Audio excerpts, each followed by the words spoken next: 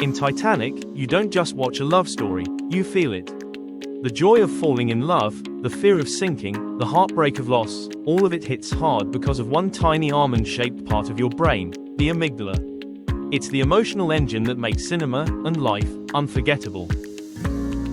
Your amygdala sits deep inside the temporal lobe, right next to the hippocampus. It's small, just about the size of an almond, but it decides whether something feels safe, scary, exciting, or heartbreaking. They're neighbors for a reason. What you feel, you remember. What you remember, you can feel again. Every time Rose sees Jack, her heart races. Every time you watch them together, yours might too. That's your amygdala quietly working behind the scenes, deciding what matters and what deserves to stay. When Rose looks at Jack for the first time, her brain isn't calmly analyzing the situation. Her amygdala fires instantly, flooding her body with excitement and warmth. That's what makes love feel sudden, it's faster than thought. Later, when chaos strikes, it's the same system that triggers panic. The amygdala sounds the alarm before logic even joins in. Your heart races, your breath quickens, all before you consciously realize the ship is sinking. And then at the end, the grief, the tears, the ache you feel, that's still your amygdala, attaching emotion to memory, turning a story into something unforgettable. The amygdala talks constantly to the hippocampus, telling it, save this moment, it matters. That's why you might forget what you had for breakfast but remember a scene from Titanic years later.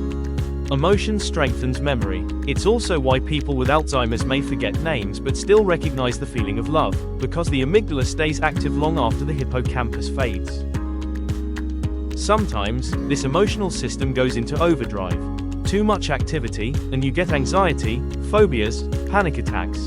The brain's alarm doesn't turn off. Too little, and life feels flat, like watching a movie on mute. The balance between emotion and reason is what keeps us steady. In Titanic, you see both extremes. People frozen in fear and others staying calm enough to help. That's the constant conversation between your amygdala and your prefrontal cortex, feeling versus thinking.